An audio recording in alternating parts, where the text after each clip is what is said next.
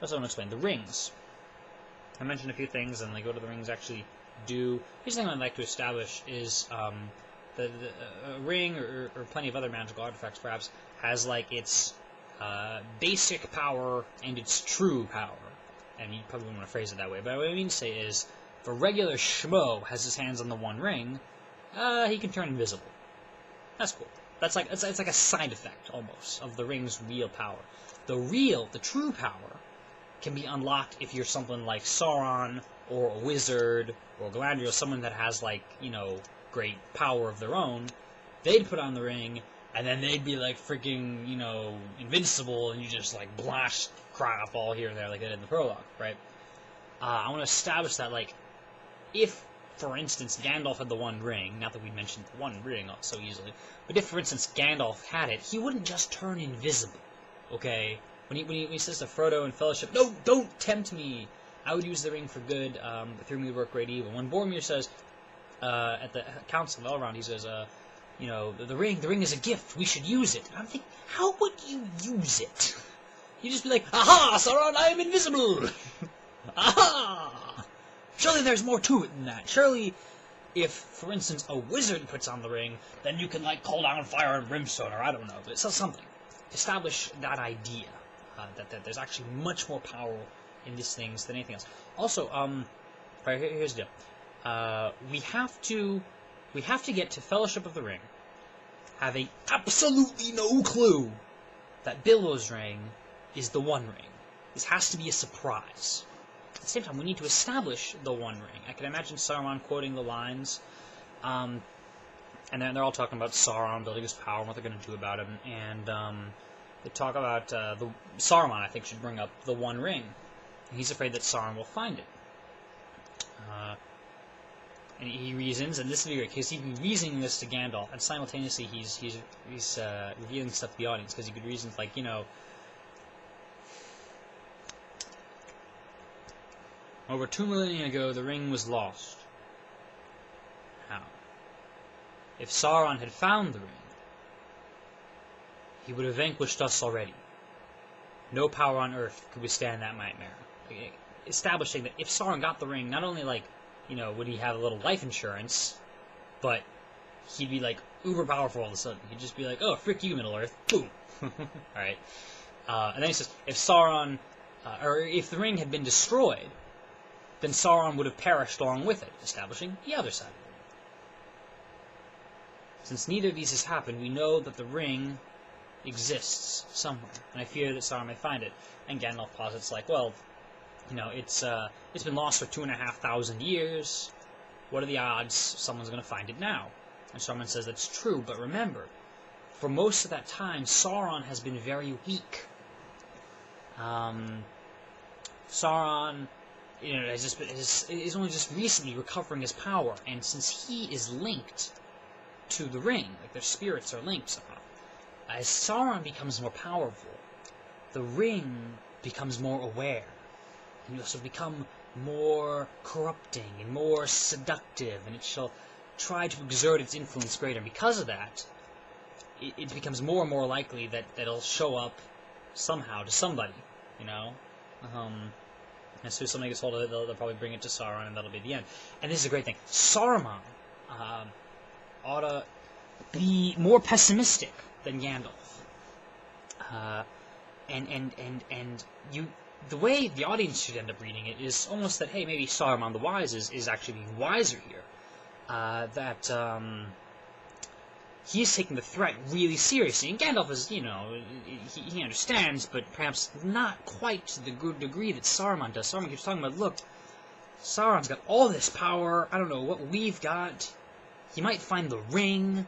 If the ring showed up at all, he should mention that, like, if it should show up anywhere, then Sauron would immediately find it, you know.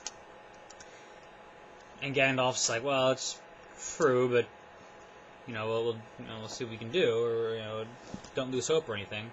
And Saruman's, like, not despairing, but he's just saying this is going to be hard. And what this does is it plays into his treachery later on, because you think, if Saruman was being so much more grave, felt the situation so much more grave, being more pessimistic about it, it makes sense that he would conclude that they were going to lose. And if he concludes that they're going to lose, then it makes sense that he goes turncoat and becomes an ally to Sauron. So you don't predict it in advance. This is the thing to do with surprises. It has to be... You can't predict it in advance, but once it happens, it has to make sense. You have to be like, oh, why didn't I think of that? This happens on several levels. But with Sauron, when he turns evil, you know, also the Palantir's involved, we all know that, yada yada. But it essentially comes out of despair. And we sort of built that up in the bridge film, in our Journeys of Gandalf the Grey. That's what we're calling it.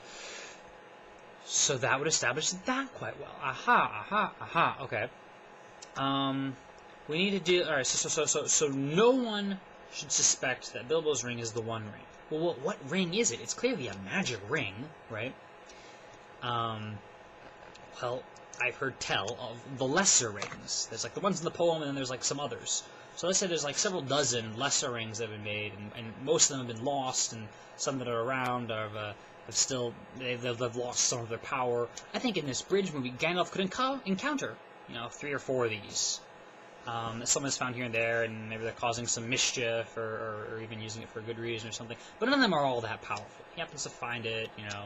So this is interesting. Have like some cool, something that looks distinctive from the One Ring. In fact, everything should look cooler than the One Ring. Everything should look, because the One Ring is very plain, right? No one should mention the fact that it's very plain. If anything, someone should mention the fact that we don't know what it looks like. We don't know, you know. Yeah, somehow we have to establish, if Saruman is thinking about the One Ring, you know, why doesn't he know the deal where you throw it into the fire and the inscription comes out? And if he does know that deal, why doesn't he tell Gandalf? Because apparently Gandalf has to look it up all by himself. And apparently he doesn't go to ask Saruman about it, because I'm pretty dang sure that the ride to Isengard is a lot shorter than the ride to Gondor, where he apparently went to the archives and found it. Anyway, so let's just maybe establish we don't know that, without being blunt about it. We can't be blunt, just be like, well, if a hobbit were to find this ring, I'd have no idea that it was the one. You know, no. You gotta weave these things in, and it's a great way to weave these things in when there is no driving plot. No immediate, so let's say there's no immediate drive. There's still a plot. There's still the general, this shadow of Sauron coming up. I think maybe the eye should appear only as like a picture, you know, and people should talk about it, and people should, and then the Fellowship, it's like, oh, the eye, and it's like freaking in front of Frodo's face when he's at the seeing tower thing, and you're like, ah! Yeah, so Bilbo gets that ring, and Gandalf and the audience assume it's one of the lesser rings. It's one, and it happens to be one that, for whatever reason, still has its power, and its power apparently is making you invisible. Now, that's pretty cool. Now, Gandalf is mildly suspicious, because he just knows that, you know, these old magic things can sometimes have consequences, and, you know, it's not too harsh on him. It just says, Bilbo, you know, promise me that you won't wear that without a good reason, and you won't tell anyone about it without a good reason, you know.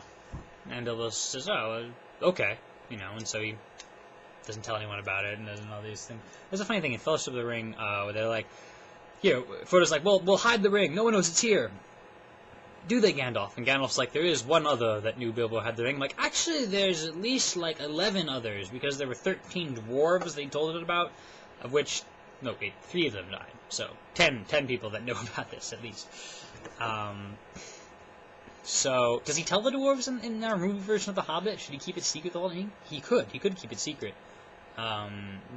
It's never, the plot never depends on everyone else knowing about it. So maybe, then it would match up with the line. There is one other new Bilbo had the ring. Another thing, in Fellowship, in the prologue, like, it was picked up by a most unlikely person, Bilbo Baggins with the Shine. He falls over and says, oh, a ring. It's like, lost, my precious is lost. That's not exactly how it works out. Bilbo sort of picks it up at random and later realizes it's a ring.